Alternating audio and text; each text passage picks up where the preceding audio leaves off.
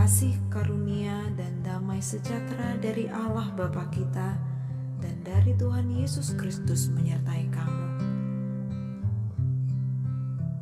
Firman Tuhan pada hari ini tertulis dalam 1 Korintus pasal 9 ayat 13. Tidak tahukah kamu bahwa mereka yang melayani dalam tempat kudus mendapat penghidupannya dari tempat kudus itu, dan bahwa mereka yang melayani mezbah mendapat bagian mereka dari mezbah itu? Demikian firman Tuhan.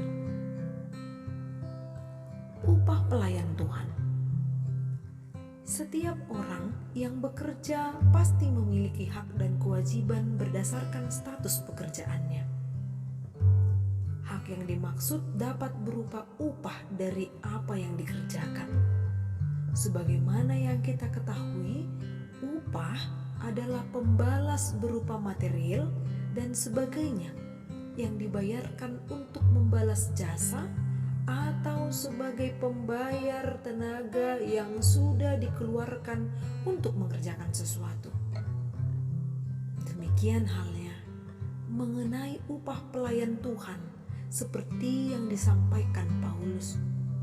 Ternyata perhitungan upah telah dimulai pada masa Abraham, bapa segala orang beriman. Sebagaimana dalam Kejadian pasal 15 ayat 1 dituliskan, "Janganlah takut Abram, akulah perisaimu, upahmu akan sangat besar." Tetapi pada masa pelayanan Paulus, ia menghadapi kesulitan karena para jemaat di Korintus tidak peduli akan kebutuhan dalam pelayanan Paulus.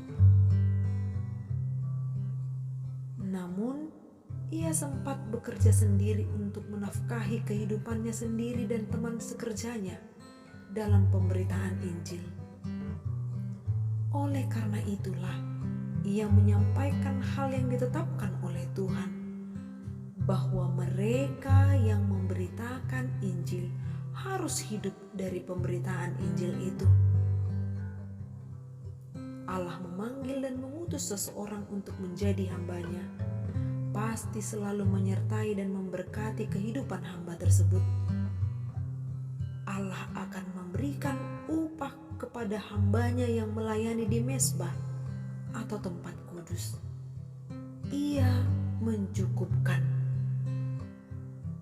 Allah yang akan menghargai dan memberi upah atas pekerjaan dan kesetiaan pelayanan hambanya. Penyertaannya memberi kekuatan dan peneguhan kepada setiap orang yang bersedia dengan tulus hati melayani di mezbahnya. Meskipun banyak tantangan, pergumulan, atau hambatan dalam pelayanan, Tuhan tidak akan meninggalkan. Tuhan akan tetap menuntun kita, karena Dialah yang memanggil dan mengutus kita, serta memberkati kehidupan kita sebagai pelayannya. Amin. Salam sehat dan selamat beraktivitas di akhir pekan ini.